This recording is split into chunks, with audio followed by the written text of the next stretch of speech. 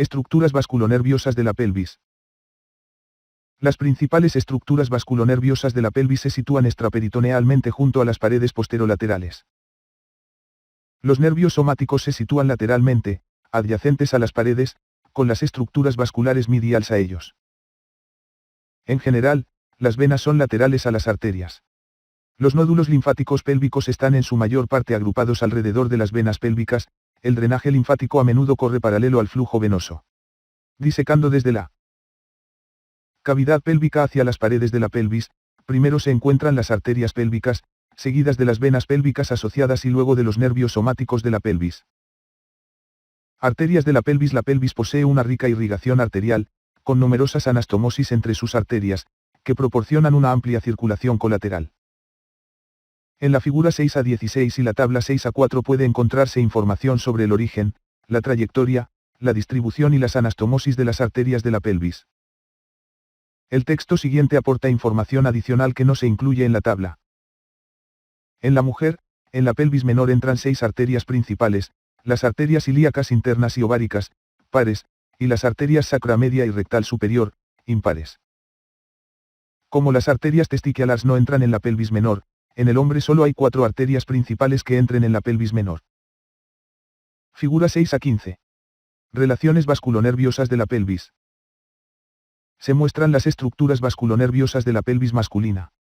Generalmente, las venas pélvicas se sitúan entre las arterias pélvicas, en situación medial o interna, y los nervios somáticos, en situación lateral o externa.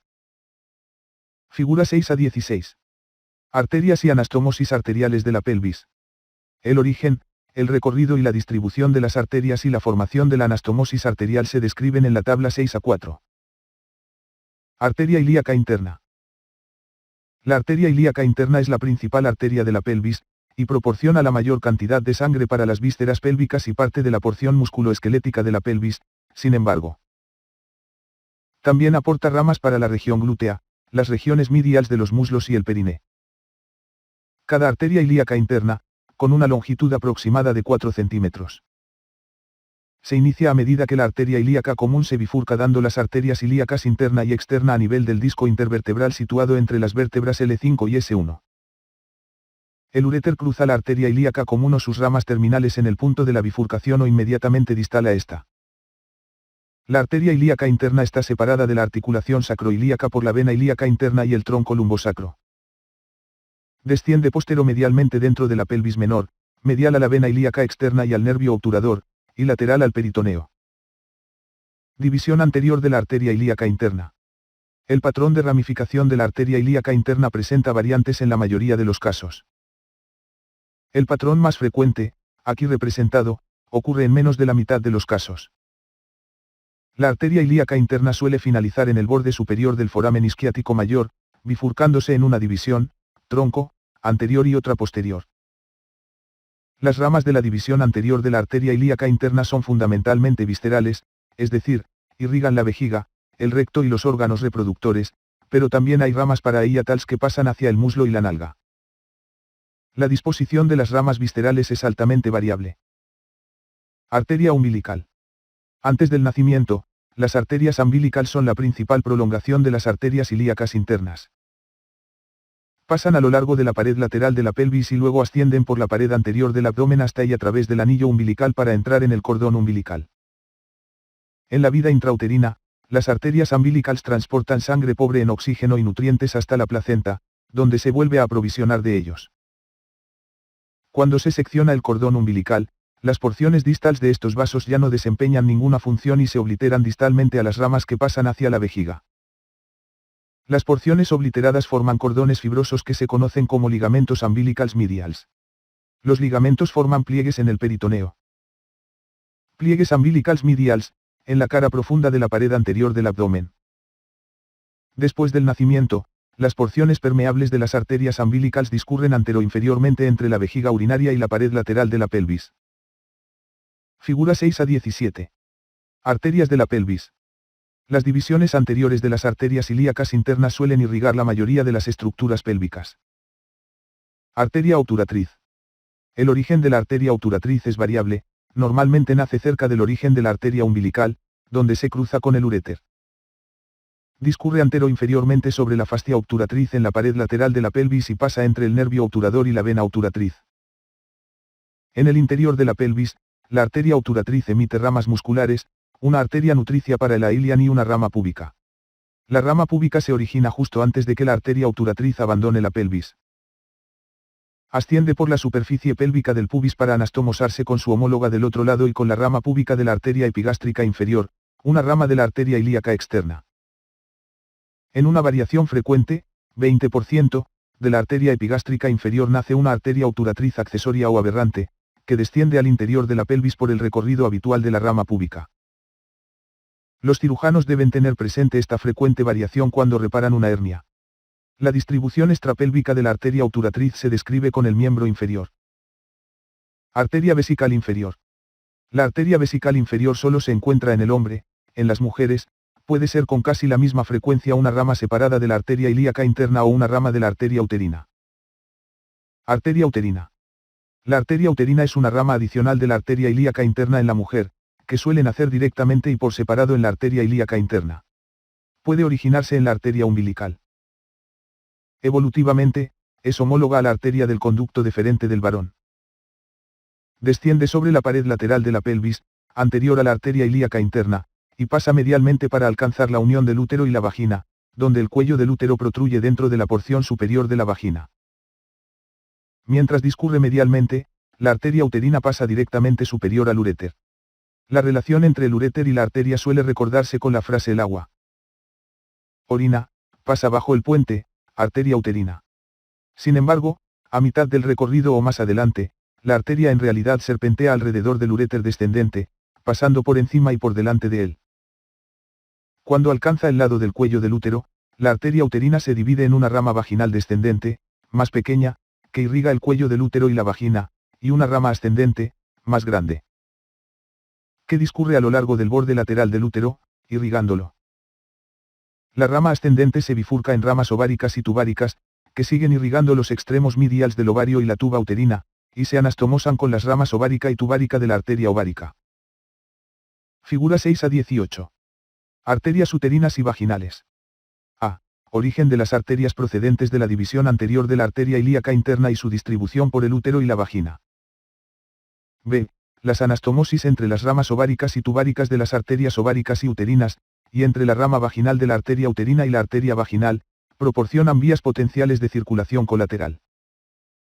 Estas comunicaciones tienen lugar entre las hojas del ligamento ancho, por donde también discurre la rama ascendente. Arteria vaginal. La arteria vaginal es la homóloga de la arteria vesical inferior del varón. Suele originarse en la porción inicial de la arteria uterina en lugar de nacer directamente de la división anterior. La arteria vaginal emite numerosas ramas para las caras anterior y posterior de la vagina y para el fondo y cuello de la vejiga. Arteria rectal media. La arteria rectal media puede originarse independientemente a partir de la arteria ilíaca interna, o puede hacerlo junto a la arteria vesical inferior o la arteria pudenda interna. Arteria pudenda interna. La arteria pudenda interna, más grande en el hombre que en la mujer, pasa inferolateralmente, anterior al músculo piriforme y al plexo sacro. Abandona la pelvis entre los músculos piriforme y coccígeo, pasando a través de la porción inferior del foramen isquiático mayor. A continuación, la arteria pudenda interna pasa alrededor de la cara posterior de la espina isquiática o del ligamento sacroespinoso, y entra en la fosa isquioanal a través del foramen isquiático menor. La arteria pudenda interna, junto con las venas pudendas internas y ramos del nervio pudendo, pasa a través del conducto pudendo en la pared lateral de la fosa isquioanal. Cuando se del conducto pudendo, medial a la tuberosidad isquiática, la arteria pudenda interna se divide en sus ramas terminales, la arteria perineal y las arterias dorsales del pene o del clítoris. Arteria glútea inferior. La arteria glútea inferior es la rama terminal de mayor tamaño de la división anterior de la arteria ilíaca interna, pero en torno a la mitad de los casos, es la rama terminal de la división posterior. Pasa posteriormente entre los nervios sacros, generalmente siglo II y siglo III, y se de la pelvis a través de la porción inferior del foramen isquiático mayor, inferior al músculo piriforme. Irriga los músculos y la piel de la nalga y de la cara posterior del muslo. División posterior de la arteria ilíaca interna. Cuando la arteria ilíaca interna se bifurca en sus divisiones anterior y posterior, esta última suele dar lugar a las tres arterias parahiatal siguientes. Arteria iliolumbar. Esta arteria discurre superolateralmente de forma recurrente, gira con brusquedad hacia atrás respecto a su origen, hacia la fosa ilíaca. Dentro de la fosa, la arteria se divide en una rama ilíaca, que irriga el músculo ilíaco y el ailian, y una rama lumbar, que irriga los músculos psoas mayor y cuadrado lumbar. Arterias sacras laterales. Estas arterias, superior e inferior, pueden originarse como ramas independientes o desde un tronco común. Las arterias sacras laterales pasan medialmente y descienden anteriores a las ramas sacras anteriores, emitiendo ramas espinals, que pasan a través de los forámenes sacros anteriores e irrigan las meninges espinals que envuelven las raíces de los nervios sacros. Algunas ramas de estas arterias pasan desde el conducto del sacro a través de los forámenes sacros posteriores e irrigan los músculos erectores de la columna en el dorso y la piel que recubre el sacro. Arteria glútea superior. Esta arteria es la rama más grande de la división posterior, irriga los músculos glúteos en las nalgas. En casos excepcionales, esta arteria discurre entre el tronco lumbosacro y la rama anterior de S1. Arteria ovárica. La arteria ovárica nace en la aorta abdominal, inferior a la arteria renal pero considerablemente superior a la arteria mesentérica inferior. Cuando pasa inferiormente, la arteria ovárica se adhiere al peritoneo parietal y discurre anterior al uréter en la pared posterior del abdomen, normalmente dando ramas para aquel. Al entrar en la pelvis menor, la arteria ovárica cruza el origen de los vasos ilíacos externos. A continuación discurre medialmente, dividiéndose en una rama ovárica y una rama tubárica, que irrigan el ovario y la tuba uterina, respectivamente. Estas ramas se anastomosan con las ramas correspondientes de la arteria uterina. Arteria sacra media. La arteria sacra media es una pequeña arteria impar que normalmente nace en la cara posterior de la aorta abdominal, justo superior a su bifurcación, pero puede originarse en su cara anterior. Este vaso discurre en o cerca de la línea media anterior a los cuerpos de la última o las dos últimas vértebras lumbares, el sacro y el cóccix. Durante los procedimientos pélvicos laparoscópicos, es una buena referencia de la línea media en la pared posterior de la pelvis. Sus ramas terminales participan en diversas asas anastomóticas. Antes de que la arteria sacra media entre en la pelvis menor, a veces emite un par de arterias de L5. Mientras desciende sobre el sacro, la arteria sacra media da lugar a pequeñas ramas paraiatals, sacras laterales, que se anastomosan con las arterias sacras laterales.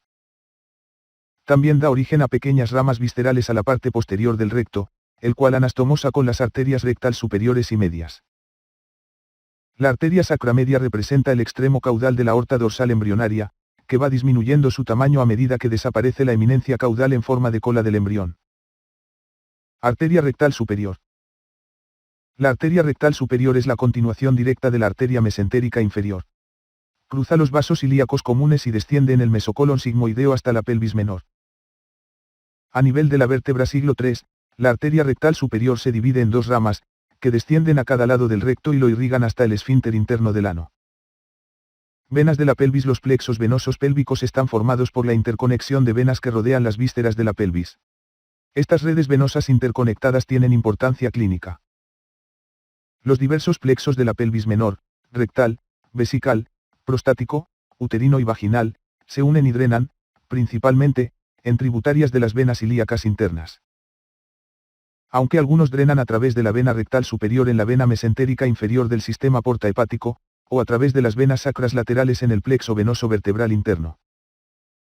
Existen vías adicionales, relativamente menores, para el drenaje de la pelvis menor, como la vena sacra media parietal y, en las mujeres, las venas ováricas.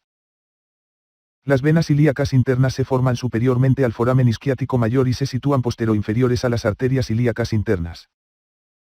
Las tributarias de las venas ilíacas internas son más variables que las ramas de la arteria ilíaca interna con las que comparten denominación, pero discurren aproximadamente. Junto a ellas y drenan los territorios irrigados por dichas arterias. Sin embargo, no hay venas que acompañen a las arterias umbilicales entre la pelvis y el ombligo, sino que las venas iliolumbares procedentes de las fosas ilíacas de la pelvis mayor suelen drenar en las venas ilíacas comunes. Las venas ilíacas internas se fusionan con las venas ilíacas externas para formar las venas ilíacas comunes, que se unen a nivel de la vértebra L4 o L5 para formar la vena cava inferior. Las venas glúteas superiores, las venas que acompañan a las arterias glúteas superiores de la región glútea, son las mayores tributarias de las venas ilíacas internas, excepto durante el embarazo. Cuando las venas uterinas son mayores. Las venas testicular atraviesan la pelvis mayor mientras pasan desde el anillo inguinal profundo hacia su desembocadura abdominal posterior, pero normalmente no drenan estructuras de la pelvis. Las venas sacras laterales suelen verse desproporcionadamente grandes en las angiografías. Se anastomosan con el plexo venoso vertebral interno, formando una vía colateral alternativa para alcanzar la vena cava inferior o la superior. También pueden proporcionar una vía para las metástasis de neoplasias prostáticas o uterinas hacia localizaciones vertebrales o craneales. Nódulos linfáticos de la pelvis. Los nódulos linfáticos que reciben el drenaje linfático procedente de los órganos de la pelvis son variables en número, tamaño y localización. Su asociación en grupos definidos suele ser algo arbitraria. 4 grupos principales de nódulos se localizan en la pelvis o adyacente a esta, y se denominan según los vasos sanguíneos con que se asocian. Nódulos linfáticos ilíacos externos. Se encuentran por encima de la línea terminal, a lo largo de los vasos ilíacos externos. Reciben principalmente linfa procedente de los nódulos linfáticos inguinales, no obstante, también reciben linfa de las vísceras pélvicas, en especial de las porciones superiores de los órganos pélvicos medios a anteriores. Aunque la mayoría del drenaje linfático de la pelvis tiende a ser paralelo a las vías del drenaje venoso, el drenaje linfático de los nódulos ilíacos externos no sigue ese patrón. Estos nódulos drenan en los nódulos ilíacos comunes. Nódulos linfáticos ilíacos internos. Se agrupan alrededor de las divisiones anterior y posterior de la arteria ilíaca interna y los puntos de origen de las arterias glúteas. Reciben el drenaje procedente de las vísceras pélvicas inferiores, el periné profundo y la región glútea, y drenan en los nódulos ilíacos comunes. Nódulos linfáticos sacros. Se encuentran en la concavidad del sacro, adyacentes a los vasos sacros medios. Reciben linfa procedente de las vísceras pélvicas posterior-inferiores y drenan en los nódulos ilíacos internos o en los comunes. Nódulos linfáticos ilíacos comunes. Localizados superiormente en la pelvis, a lo largo de los vasos sanguíneos ilíacos comunes, reciben el drenaje procedente de los 3 grupos principales expuestos anteriormente. Estos nódulos inician una vía común para el drenaje de la pelvis que pasa cerca de los nódulos lumbares, de la cava aórticos. Desde algunos órganos pélvicos, por ejemplo, el cuello de la vejiga urinaria y la parte inferior de la vagina, puede darse de forma inconstante un drenaje hacia los nódulos ilíacos comunes.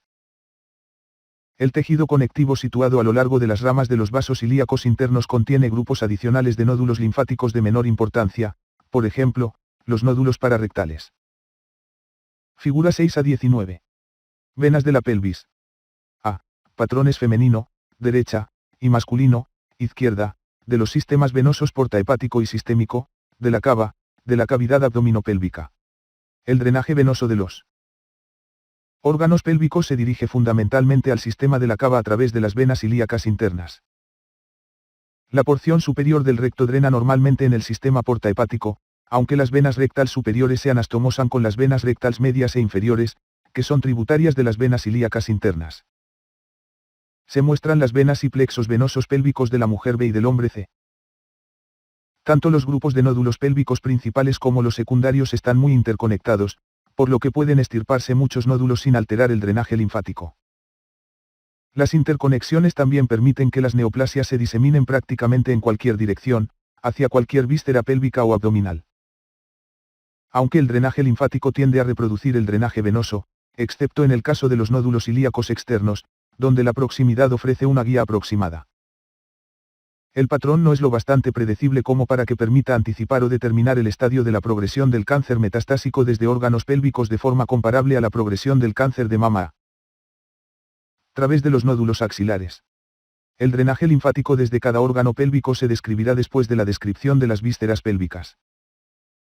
Figura 6 a 20. Nódulos linfáticos de la pelvis.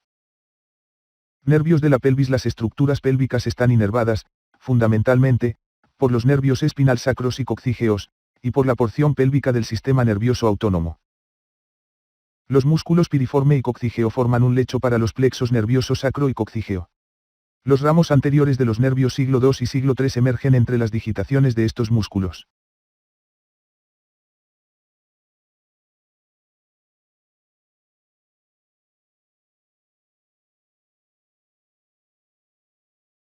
Nervio obturador. El nervio obturador se origina en los ramos anteriores de los nervios espinal L2 L4 del plexo lumbar en el abdomen, pelvis mayor, y entra en la pelvis menor. Discurre por la grasa extraperitoneal a lo largo de la pared lateral de la pelvis hacia el conducto obturador, la abertura en la membrana obturatriz que cubre el resto del foramen obturado. A medida que pasa por el canal y entra en el muslo, se divide en ramos anterior y posterior, que abandonan la pelvis a través de este conducto e inervan los músculos medials del muslo. El nervio obturador no inerva ninguna estructura de la pelvis. Tronco lumbosacro en la línea terminal o justo superior a ella, la parte descendente del ramo anterior del nervio L4 se une al ramo anterior del L5, para formar el grueso tronco lumbosacro, con aspecto de cordón. Este discurre inferiormente, sobre la cara anterior del ala del sacro, para unirse al plexo sacro. Figura 6 a 21. Nervios y plexos nerviosos de la pelvis. Se muestran los nervios somáticos, plexos nerviosos sacro y coccígeo, y la porción pélvica, sacra, del tronco simpático. Aunque se localizan en la pelvis, la mayoría de los nervios que aquí se muestran participan en la inervación del miembro inferior más que en la de las estructuras de la pelvis. Figura 6 a 22. Nervios somáticos de la pelvis, plexo sacro. Plexo sacro. El plexo se ilustra en la figura 6 a 22, y la composición y la distribución segmentaria de los nervios que derivan de él se detallan en la tabla 6 a 5. El texto siguiente aporta información adicional sobre la formación de los nervios y sus recorridos. El plexo sacro se localiza en la pared posterolateral de la pelvis menor. Los dos nervios principales del plexo sacro son el nervio isquiático y el pudendo, situados externamente a la fascia parietal pélvica. La mayoría de ramos del plexo sacro abandonan la pelvis a través del foramen isquiático mayor. El nervio isquiático, el nervio más voluminoso del cuerpo, está formado por los ramos anteriores de los nervios espinales L4 siglo 3 al converger en la cara anterior del piriforme. Una vez formado, el nervio isquiático pasa a través del foramen isquiático mayor, normalmente inferior al piriforme, para entrar en la región glútea. A continuación, desciende a lo largo de la cara posterior del muslo para inervar a esta y a toda la pierna y el pie. El nervio pudendo es el nervio principal del periné, y el principal nervio sensitivo de los genitales externos. Acompaña a la arteria pudenda interna y abandona la pelvis a través del foramen isquiático mayor, entre los músculos piriforme y coccígeo. Este nervio se incurva alrededor de la espina isquiática y el ligamento sacroespinoso, y entra en el periné a través del foramen isquiático menor. El nervio glúteo superior abandona la pelvis a través del foramen isquiático mayor, superior al piriforme. Inerva músculos de la región glútea.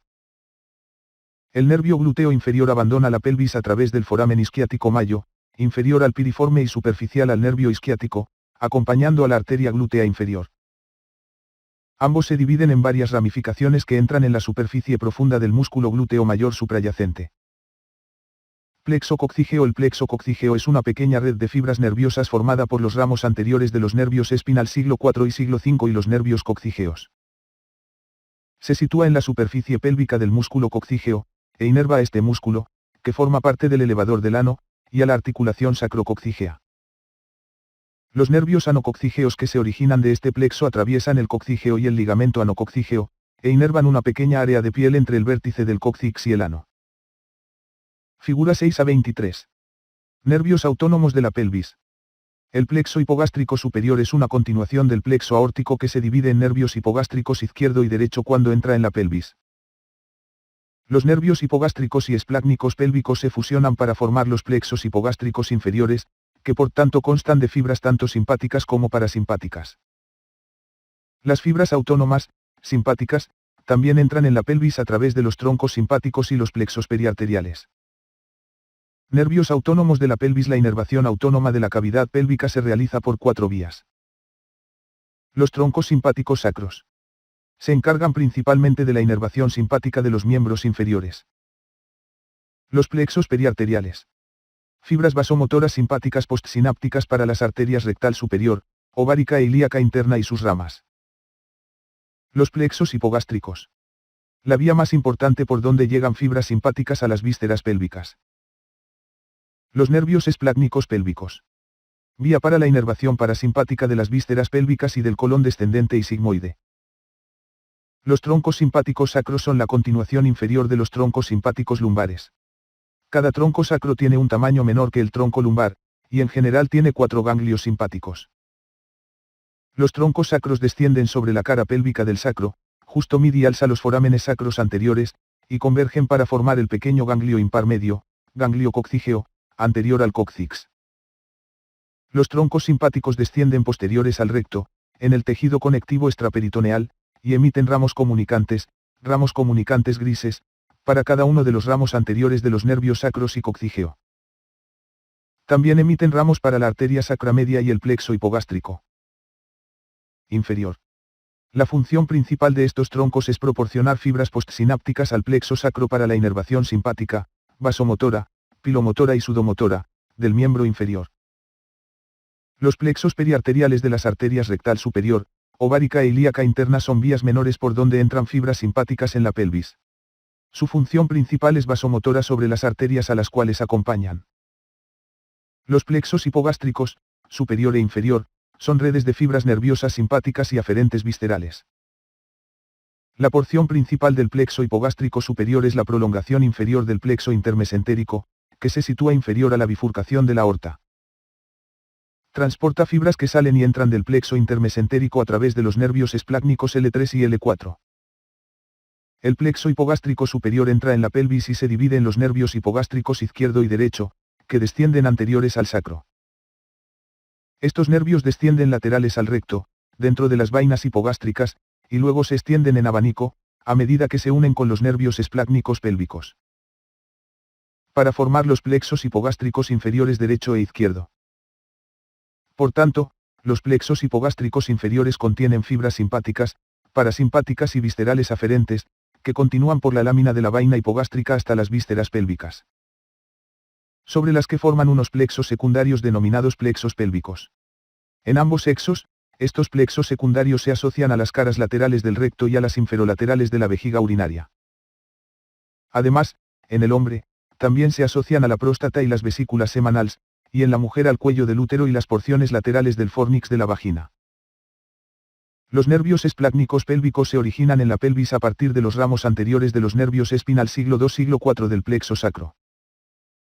Contienen fibras parasimpáticas presinápticas derivadas de los segmentos siglo II-siglo IV de la médula espinal, que constituyen el flujo de salida sacro del sistema nervioso parasimpático craneosacro, y fibras aferentes viscerales procedentes de cuerpos celulares situados en los ganglios sensitivos de los nervios espinales correspondientes. Normalmente, la mayor contribución de estas fibras procede del nervio siglo III. El sistema de plexos hipogástricos pélvicos, que recibe fibras simpáticas a través de los nervios esplácnicos lumbares, y fibras parasimpáticas a través de los nervios esplácnicos pélvicos, inerva las vísceras de la pelvis. Aunque el componente simpático es principalmente vasomotor, como en las demás localizaciones, en esta también inhibe la contracción peristáltica del recto y estimula la contracción de los órganos genitales durante el orgasmo, lo que produce la eyaculación en el hombre. Como la pelvis no presenta una superficie cutánea, las fibras simpáticas pélvicas no tienen funciones pilomotoras ni vasomotoras. Las fibras parasimpáticas distribuidas por el interior de la pelvis estimulan la contracción del recto y la vejiga urinaria para la defecación y la micción, respectivamente. Las fibras parasimpáticas del plexo prostático atraviesan el suelo de la pelvis para inervar los cuerpos eréctiles de los genitales externos, y producen así la erección.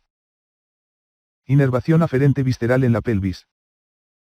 Las fibras aferentes viscerales discurren con las fibras nerviosas autónomas, si bien los impulsos sensitivos se dirigen en dirección central de forma retrógrada a los impulsos eferentes que conducen las fibras autónomas.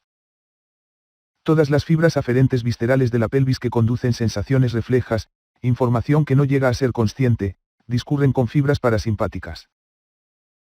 De este modo, en el caso de la pelvis, viajan por los plexos pélvicos e hipogástricos inferiores y por los nervios esplácnicos pélvicos hacia los ganglios sensitivos de los nervios espinal siglo II-siglo IV. Las vías que siguen las fibras aferentes viscerales que transmiten sensaciones dolorosas desde las vísceras pélvicas difieren en su recorrido y destino, dependiendo de si la víscera o la porción de víscera de la cual procede la sensación dolorosa se encuentra superior o inferior a la línea de dolor de la pelvis. Excepto por lo que se refiere al tubo digestivo, la línea de dolor de la pelvis corresponde al límite inferior del peritoneo.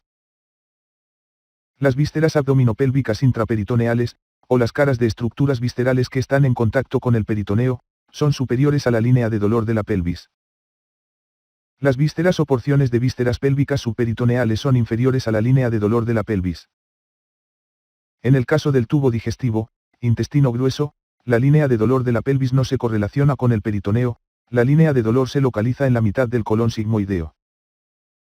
Las fibras aferentes viscerales que conducen sensaciones dolorosas desde las vísceras situadas por encima de la línea de dolor de la pelvis siguen a las fibras simpáticas de forma retrógrada y ascienden a través de los plexos hipogástricos aórticos, los nervios esplácnicos abdominopélvicos, los troncos simpáticos lumbares y los ramos comunicantes blancos, hasta alcanzar los cuerpos celulares en los ganglios sensitivos de nervios espinales torácicos inferiores y lumbares superiores.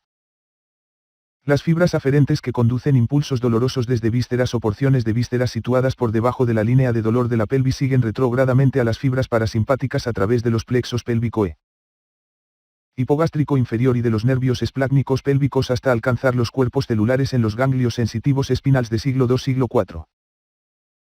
Vísceras pélvicas. Las vísceras pélvicas comprenden las porciones inferiores del sistema urinario y del tubo digestivo, y el sistema reproductor.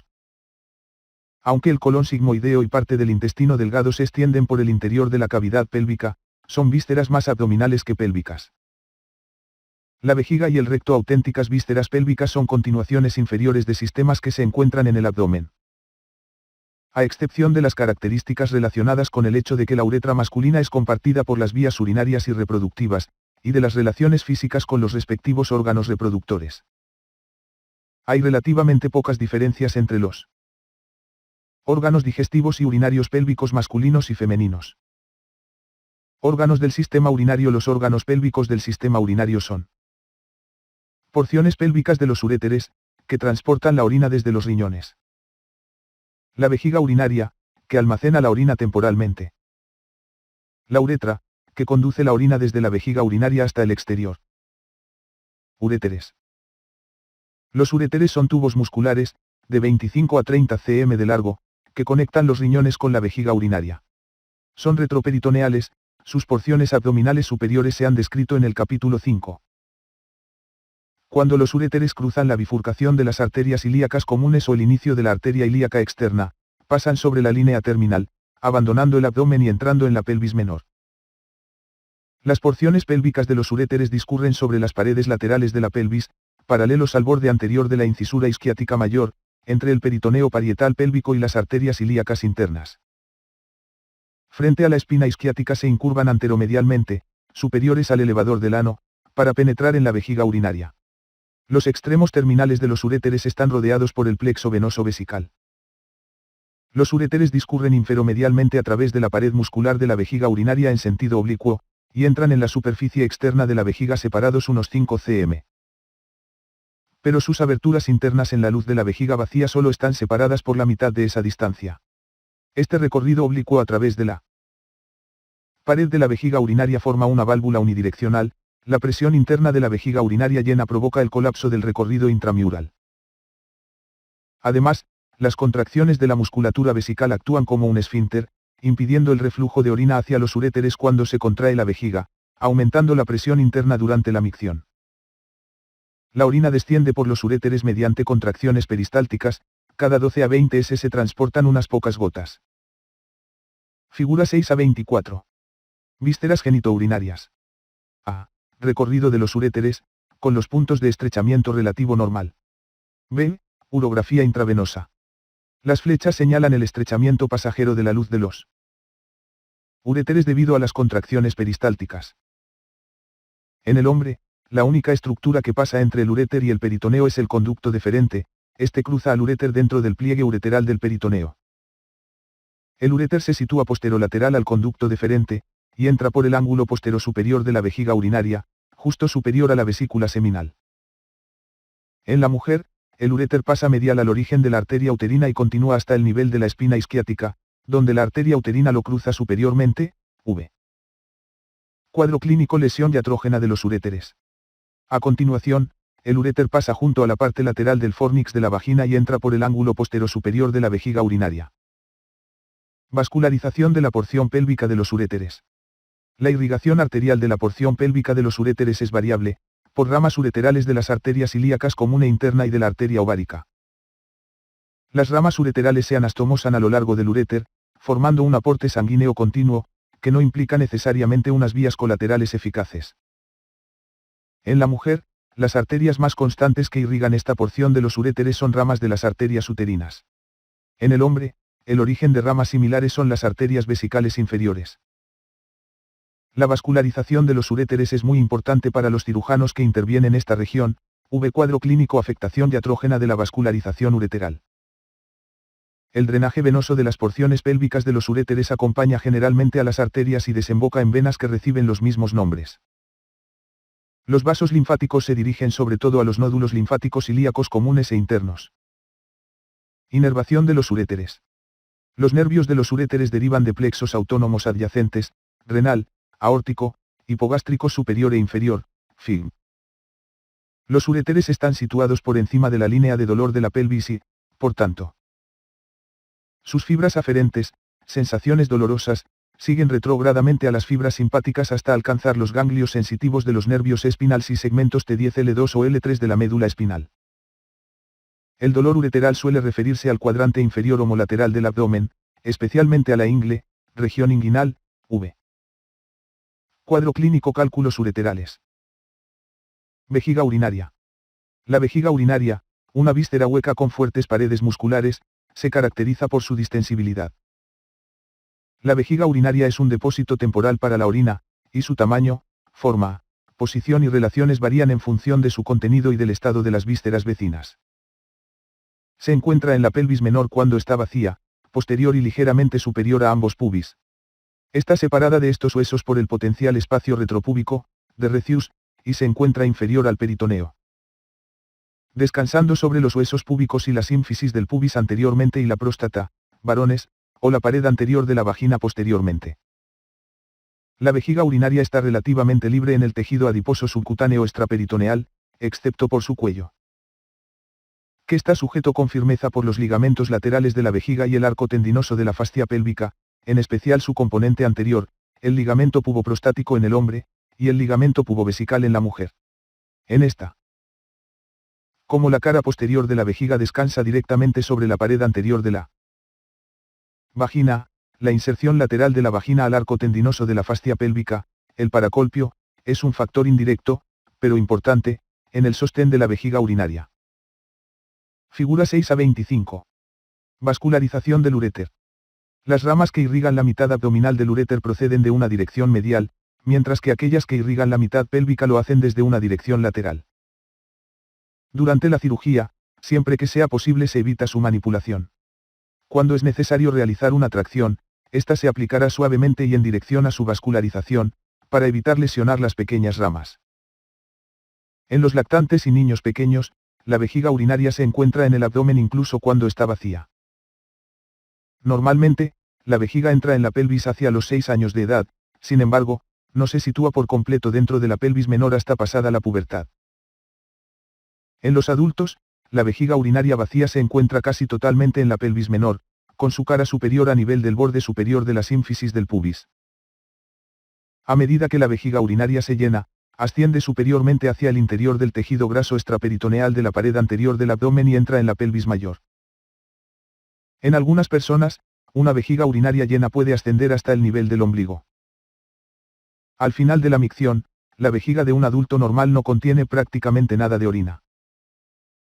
Cuando la vejiga urinaria está vacía es algo tetraédrica, y externamente presenta 4 partes: vértice, cuerpo, fondo y cuello. Las 4 superficies o caras, una superior, 2 inferolaterales y una posterior, se aprecian mejor al observar una vejiga vacía y contraída extraída de un cadáver, cuando la vejiga tiene más bien un aspecto de barca. Figura 6 a 26.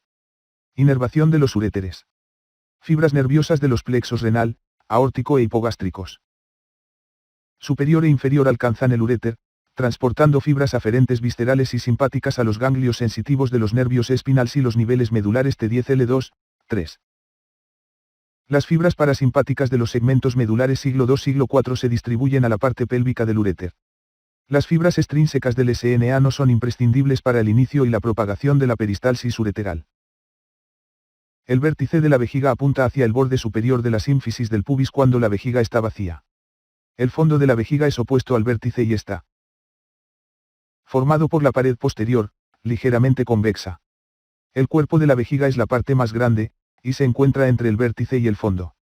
El cuello de la vejiga es donde convergen inferiormente el fondo y las caras inferolaterales. El lecho vesical está formado por las estructuras que se encuentran en contacto directo con la vejiga. A cada lado, el pubis y la fascia que cubre los músculos obturador interno y elevador del ano están en contacto con las caras inferolaterales de la vejiga. Solo la cara superior está cubierta por peritoneo.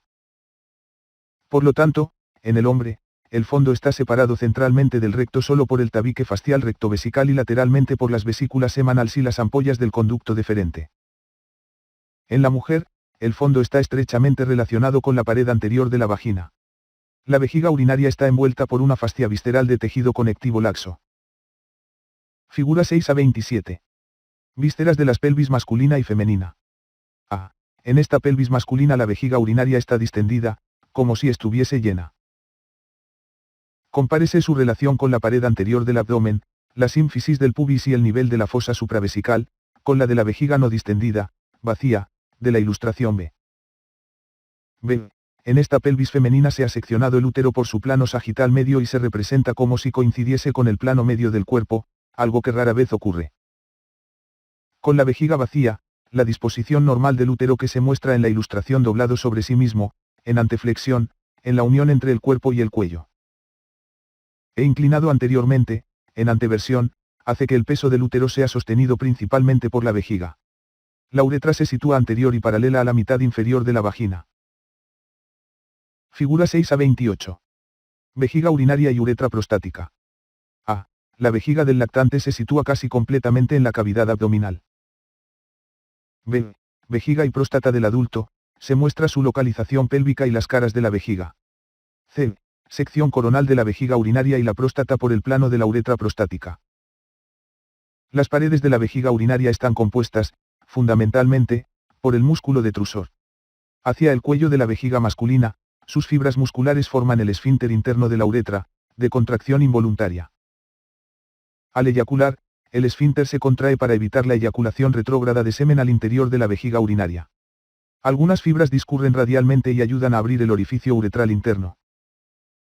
En el hombre, las fibras musculares del cuello de la vejiga se continúan con el tejido fibromuscular de la próstata, mientras que en la mujer estas fibras se continúan con las fibras musculares de la pared de la uretra. Los orificios ureterales y el orificio uretral interno se encuentran en los ángulos del trígono vesical. Los orificios ureterales están rodeados por asas de la musculatura del detrusor, que se estrechan cuando se contrae la vejiga urinaria, para ayudar a evitar el reflujo de orina hacia el interior del uréter. La úvula vesical es una ligera elevación del trígono, normalmente es más prominente en los varones de edad avanzada, debido al agrandamiento del lóbulo posterior de la próstata. Vascularización de la vejiga urinaria. Las arterias principales que irrigan la vejiga urinaria son ramas de las arterias ilíacas internas. Las arterias vesicales superiores irrigan las porciones anterosuperiores de la vejiga. En el varón, el fondo y el cuello de la vejiga están irrigados por las arterias vesicales inferiores. En la mujer, las arterias vesicales inferiores son sustituidas por las arterias vaginales, que envían pequeñas ramas a las porciones posteroinferiores de la vejiga. Las arterias obturatriz y glútea inferior también proporcionan pequeñas ramas a la vejiga urinaria. Los nombres de las venas que drenan la vejiga se corresponden con los de las arterias, y son tributarias de las venas ilíacas internas. En el hombre, el plexo venoso vesical se continúa con el plexo venoso prostático, y el plexo combinado envuelve el fondo de la vejiga y la próstata, las vesículas semanales, los conductos deferentes y los extremos inferiores de los uréteres. También recibe sangre de la vena dorsal profunda del pene, que drena en el plexo venoso prostático. El plexo venoso vesical es la red venosa que se asocia más directamente con la propia vejiga. Drena, principalmente, a través de las venas vesicales inferiores en las venas ilíacas internas, sin embargo, puede drenar, a través de las venas sacras, en los plexos venosos vertebrales internos. En la mujer, el plexo venoso vesical envuelve la porción pélvica de la uretra y el cuello de la vejiga, recibe sangre de la vena dorsal del clítoris y se comunica con el plexo venoso vaginal o uterovaginal. Inervación de la vejiga.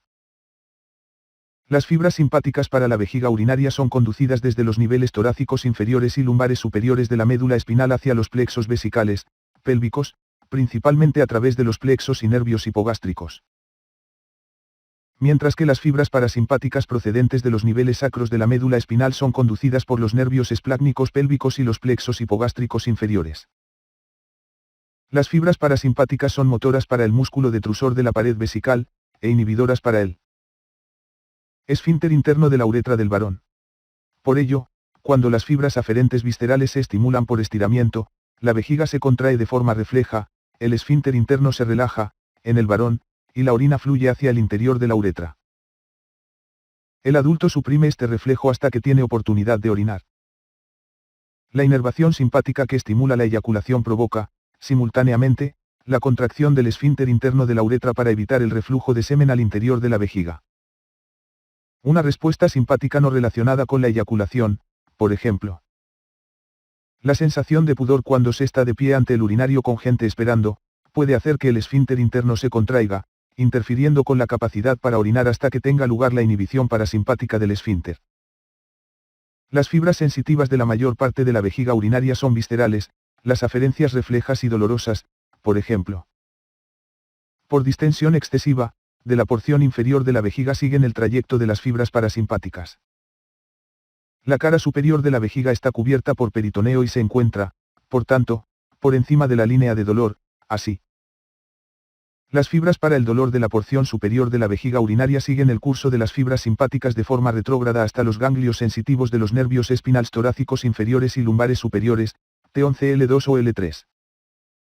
Figura 6 a 29. Inervación de la vejiga y de la uretra. Las fibras simpáticas presinápticas de los niveles medulares T11L2 o L3 que participan en la inervación de la vejiga, la próstata y la uretra proximal viajan a través de los nervios esplácnicos lumbares hasta el sistema de plexos aórtico hipogástrico, estableciendo sinapsis en los plexos en su camino hacia las vísceras pélvicas. Las fibras parasimpáticas presinápticas para la vejiga se originan en las neuronas de los segmentos medulares siglo II siglo IV y pasan desde los ramos anteriores de los nervios espinal siglo II siglo IV.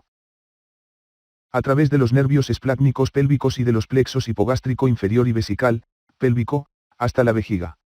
Hacen sinapsis con neuronas postsinápticas situadas en la pared de la vejiga o cerca de ella. Las fibras aferentes viscerales que conducen información refleja e impulsos dolorosos desde las vísceras subperitoneales, inferiores a la línea de dolor de la pelvis, siguen retrógradamente las fibras parasimpáticas hasta los ganglios espinal siglo II siglo IV. Mientras que las que conducen sensaciones dolorosas desde el techo de la vejiga, superior a la línea de dolor de la pelvis, siguen retrógradamente las fibras simpáticas hasta los ganglios sensitivos de los nervios espinales T11L2 o L3. El tronco simpático pélvico, sacro, inerva fundamentalmente el miembro inferior.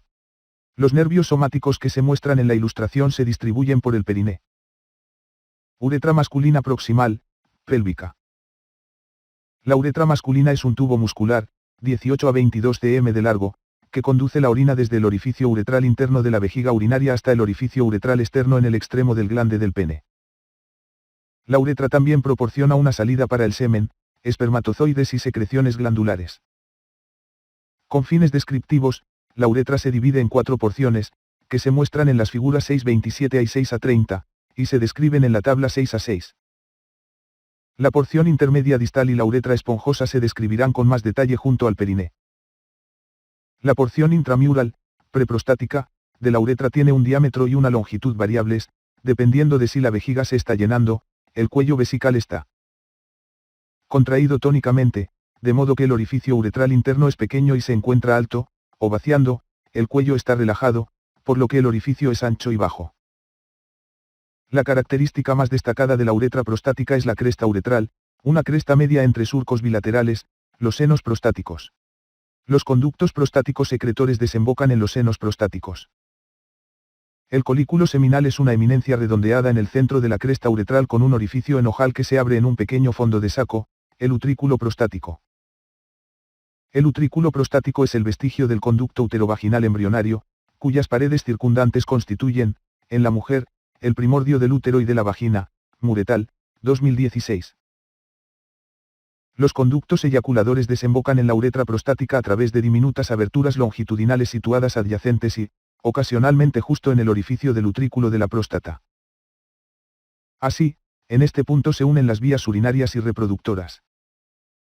Vascularización de la uretra masculina proximal. Las porciones intramural y prostática de la uretra están irrigadas por las ramas prostáticas de las arterias vesical inferior y rectal media. Las venas de las dos porciones praaxamals de la uretra drenan en el plexo venoso prostático. Inervación de la uretra masculina proximal. Los nervios de la uretra masculina derivan del plexo nervioso prostático, fibras simpáticas, parasimpáticas y aferentes viscerales, FIV. Este plexo es uno de los plexos pélvicos, una extensión inferior del plexo vesical, que se origina como una extensión específica de órgano del plexo hipogástrico inferior. Uretra femenina la corta, aproximadamente 4 centímetros de longitud y 6 milímetros de diámetro, uretra femenina. Discurre antero-inferiormente, desde el orificio uretral interno de la vejiga urinaria, posterior y luego inferior a la sínfisis del pubis, hasta el orificio uretral externo. La musculatura que rodea el orificio uretral interno de la vejiga femenina no está organizada en un esfínter interno.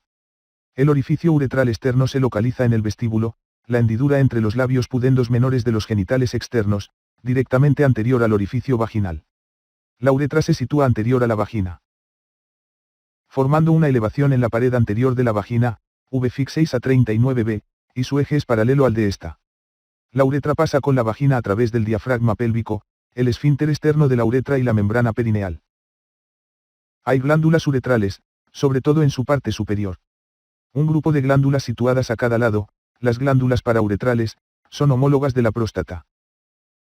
Estas glándulas tienen un conducto parauretral común, que se abre, uno a cada lado, junto al orificio uretral externo. La mitad inferior de la uretra está en el periné, y se comenta en esa sección. Vascularización de la uretra femenina. La sangre llega a la uretra por las arterias pudenda interna y vaginal. Las venas acompañan a las arterias y reciben los mismos nombres. Inervación de la uretra femenina. Los nervios de la uretra se originan en el plexo nervioso vesical y el nervio pudendo. El patrón es similar al del varón, dada la ausencia de un plexo prostático y un esfínter interno de la uretra. Las aferencias viscerales desde la mayor parte de la uretra discurren en nervios esplácnicos pélvicos, aunque la terminación recibe aferencias somáticas del nervio pudendo. Tanto las fibras aferentes viscerales como las somáticas proceden de cuerpos celulares en los ganglios sensitivos de los nervios espinal siglo II siglo IV. Recto. El recto es la porción pélvica del tubo digestivo que se continúa, proximalmente, con el colon sigmoideo, y distalmente con el canal anal. La unión recto-sigmoidea se sitúa anterior a la vértebra siglo III. En este punto, las tenias del colon sigmoideo se dispersan y forman una capa longitudinal externa continua de músculo liso, y desaparecen los apéndices o mentales grasos. El término recto se acuñó en estudios antiguos en animales para describir la parte distal del colon, sin embargo, el recto humano se caracteriza por diversas flexuras. El recto sigue la curvatura del sacro y el cóccix, y forma la flexura sacra del recto. El recto termina antero-inferiormente el vértice del cóccix. Inmediatamente antes de dar un brusco giro postero-inferior, la flexura, ángulo, anorrectal del canal anal, que se produce cuando el intestino atraviesa el diafragma de la pelvis, elevador del ano. El ángulo de 1/80 que forma la flexura anorrectal es un mecanismo importante para la continencia fecal. Se mantiene durante la situación de reposo por el tono del músculo puborectal y por su contracción activa durante las contracciones peristálticas, si no se produce la defecación. El recto tiene forma de S en la vista lateral, con las flexuras de la unión recto-sigmoidea superiormente y la unión anorrectal inferiormente. Cuando el recto se observa anteriormente, se aprecian tres flexuras laterales del recto bien marcadas, superior e inferior en el lado derecho, e intermedia en el lado izquierdo.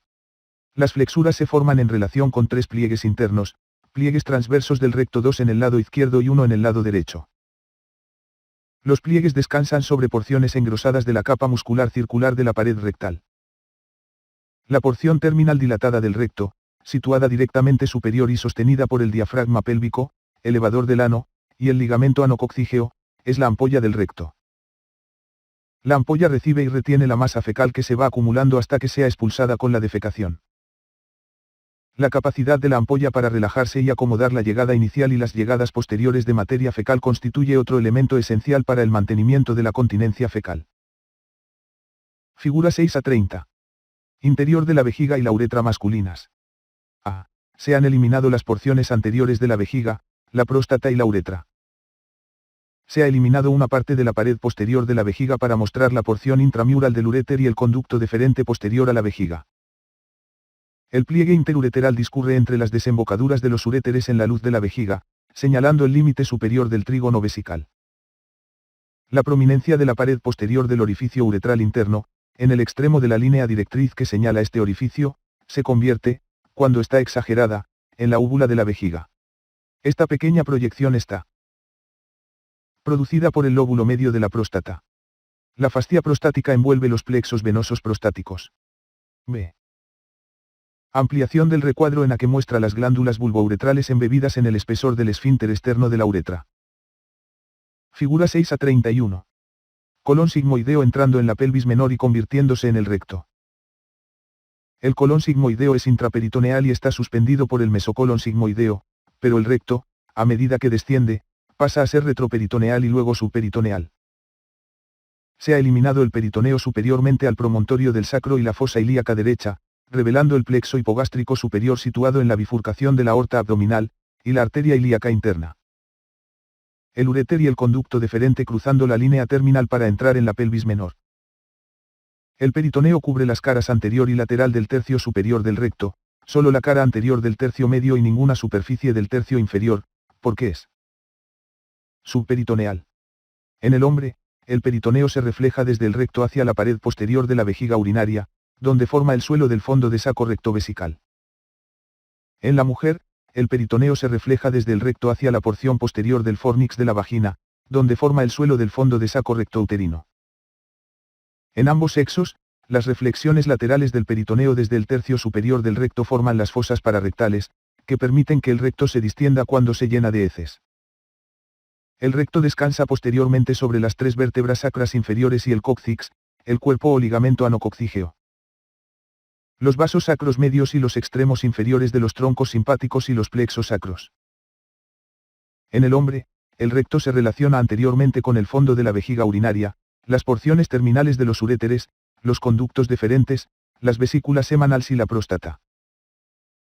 El tabique rectovesical se sitúa entre el fondo de la vejiga urinaria y la ampolla del recto, y está estrechamente relacionado con las vesículas semanales y la próstata.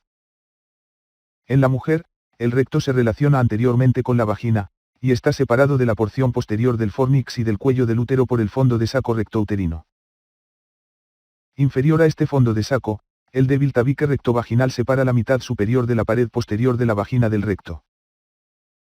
Vascularización del recto. La continuación de la arteria mesentérica inferior, la arteria rectal superior, irriga la porción proximal del recto. Las arterias rectales medias derecha e izquierda, que suelen originarse de las divisiones anteriores de las arterias ilíacas internas en la pelvis, irrigan las porciones media e inferior del recto. Las arterias rectales inferiores, que se originan en las arterias pudendas internas en el periné, irrigan la unión anorrectal y el canal anal. Las anastomosis entre las arterias rectales superiores e inferiores pueden proporcionar una posible circulación colateral, aunque las anastomosis con las arterias rectales medias son escasas. Figura 6 a 32. Arterias y venas del recto y del canal anal. A pesar de su nombre, las arterias rectales inferiores, que son ramas de las arterias pudendas internas, irrigan principalmente el canal anal. Las tres flexuras laterales agudas del recto reflejan la forma en que la luz discurre entre los pliegues rectales transversos, mostrados en la parte B, en la cara interna.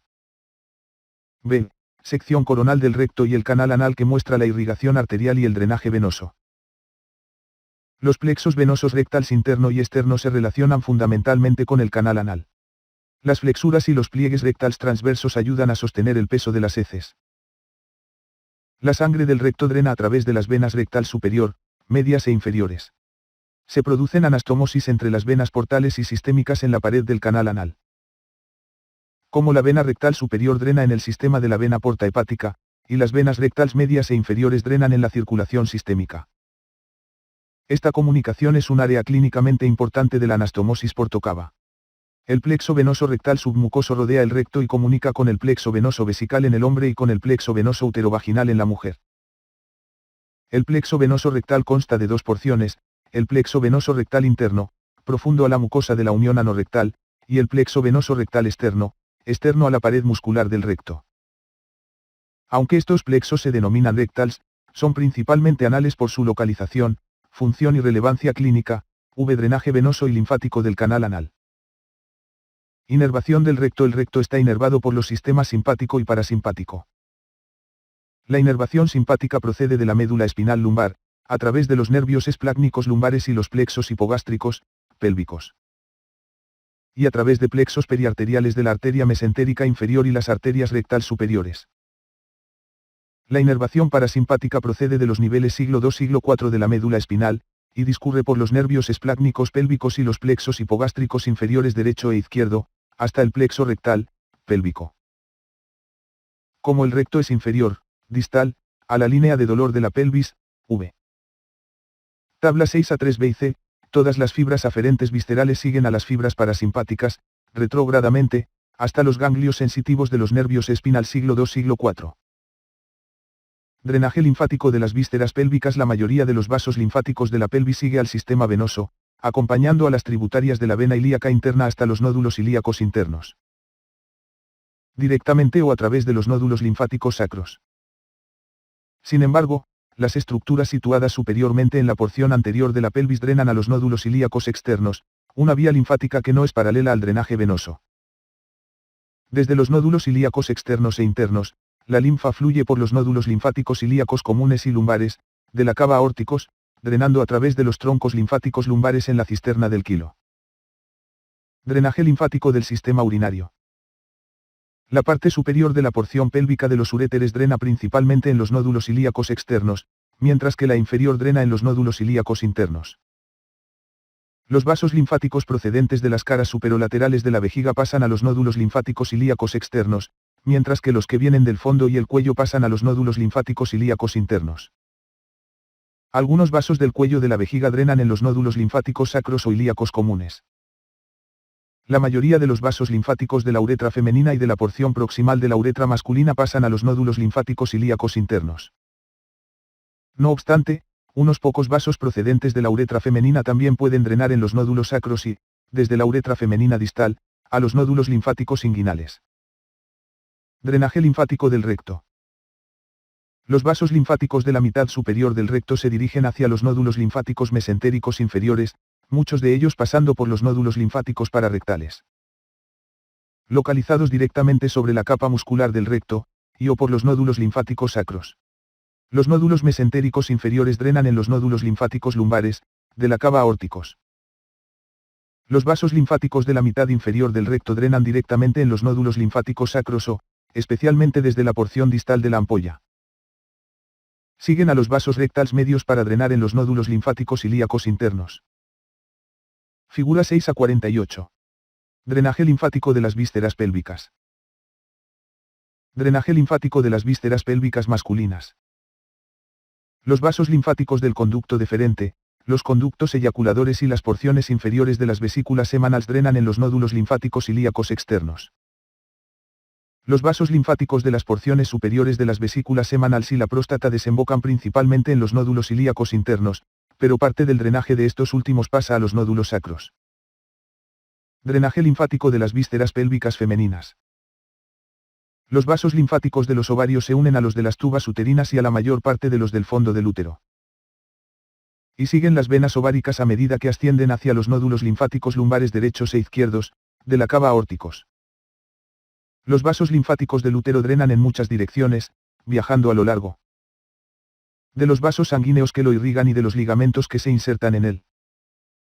La mayor parte de los vasos del fondo y de la porción superior del cuerpo del útero discurren paralelos a los vasos ováricos hacia los nódulos linfáticos lumbares, de la cava aórticos, aunque algunos procedentes del fondo. Especialmente los que están cerca de la entrada de las tubas uterinas y las inserciones de los ligamentos redondos, discurren por el ligamento redondo del útero hacia los nódulos linfáticos inguinales superficiales. Los vasos de la mayor parte del cuerpo del útero y algunos del cuello del útero discurren por dentro del ligamento ancho hacia los nódulos linfáticos ilíacos externos. Los vasos del cuello del útero también discurren junto a los vasos uterinos, por dentro de los ligamentos cervicales transversos hacia los nódulos linfáticos ilíacos internos, y junto a los ligamentos uterosacros hacia los nódulos linfáticos sacros. Los vasos linfáticos de la vagina drenan las distintas porciones de la vagina del siguiente modo. Porción superior, hacia los nódulos linfáticos ilíacos internos y externos. Porción media, hacia los nódulos linfáticos ilíacos internos. Porción inferior, hacia los nódulos linfáticos ilíacos comunes y sacros. Orificio vaginal, hacia los nódulos linfáticos inguinales superficiales.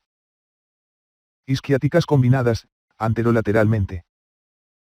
Las tuberosidades isquiáticas, lateralmente. Los ligamentos sacrotuberosos, posterolateralmente. La parte más inferior del sacro y el cóccix, posteriormente.